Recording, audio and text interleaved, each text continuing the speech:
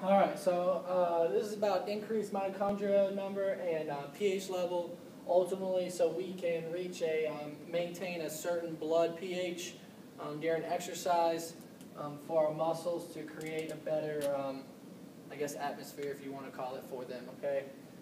So before I get started, I just want to put a side note that anything that affects the concentration of pyruvate, NADH or LADH, which is lactate dehydrogenase, which is the enzyme in lactate, can affect the rate of lactate formation. So if any one of these is affected inside the cell, it's going to increase our lactate production, pretty much building lactic acid, okay? So here we go, square one, as usual. Increase in mitochondria, okay? It's going to have two different components. I'm going to go ahead and start up here, okay?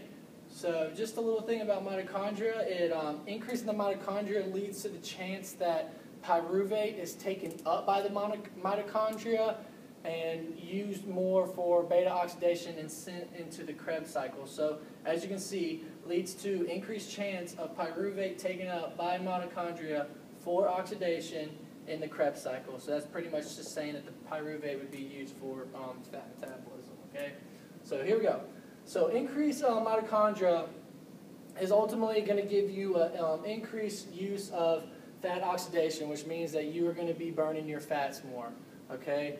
So what this PFK means, PFK is the phosphorofructokinase, which is the enzyme in glycolysis, okay?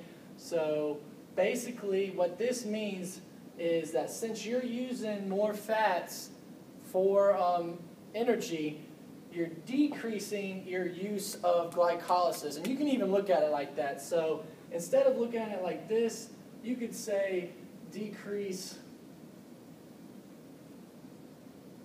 glycolysis, okay? And this might even make more sense as I go to this next step, okay? So however you want to take it, okay? Increasing fat metabolism, you're going to be using less carbs when you're exercising, okay? And carbs you'll have in glycolysis, okay? So going to my next step, you're having a decrease of pyruvate formation. You're probably like, why is that? Well, if you know that pyruvate is one of the, what am I looking for? Final, it's not enzymes, factors of glycolysis, however you want to say it.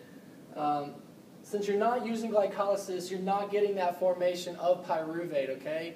And another end product of glycolysis is the lactate, okay? So if you're decreasing your pyruvate formation, you're decreasing your chances of having lactate and hydrogen formation, okay? So let me say that again because I stumbled through it, but increase your mitochondria is going to increase your ability to use your fats for metabolism, for energy, okay? It's going to decrease your PFK activity, which is pretty much saying that you're decreasing your use of glycolysis / carb metabolism, okay? So since you're decreasing glycolysis, you're decreasing the end product of pyruvate formation, which ultimately leads to lactate formation. So since you're decreasing pyruvate, you're decreasing your chances of lactate production, which is going to our ultimate end goal, maintaining that blood pH, okay? Now, another side factor that helps with the decrease of lactate formation is the increase in LDH isoform. So pretty much LDH has a bunch of isoforms that either can have a high affinity for pyruvate or a low affinity. If you have a high affinity for pyruvate, you're going to have an increased likelihood to increase lactate, okay?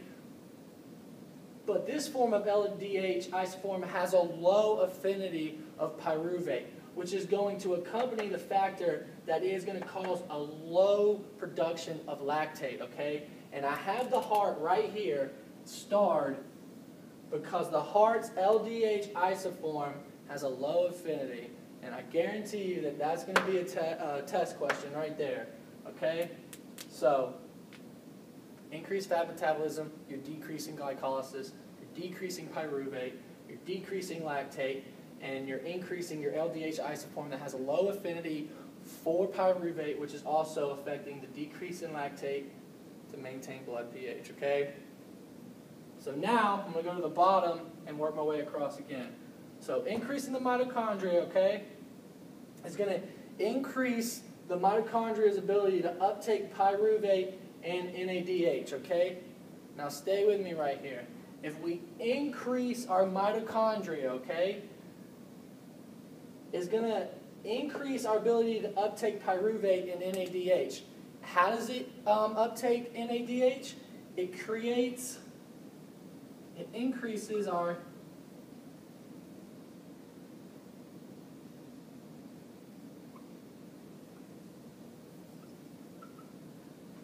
if we can increase our NADH shuttles, pretty much shuttling the NADH so it doesn't just sit there and build up and form lactic acid, the more shuttles that we have, the more NADH that we can transport and just keep running it through so we never have that buildup, which ultimately leads to lactic acid, which would then lead to a blood pH that is not maintained at a certain level that we would not want, okay? So it's going to increase our NADH shuttles, and like I said earlier, the pyruvate has a better chance of being taken up by the mitochondria and used for oxidation in the Krebs cycle, okay? So I'm going to run through that one more time. Increased mitochondria, effect on pyruvate, will give it a higher chance to be taken up by the mitochondria, because there's more, to be used for oxidation in the Krebs cycle, okay? Now as far as NADH goes, our increased number of mitochondria is going to allow us to increase our number of NADH shuttles, which is going to allow us to transport everything through so we don't have that buildup, so we can perform longer, so we can perform better. So ultimately, we're beasts, and we're in the Olympics, and we're standing on the podium with a gold medal saying, "How do you like me now?" All leads to a decrease in lactate and hydrogen formation, so we have blood pH maintained, and we're the champions of the world.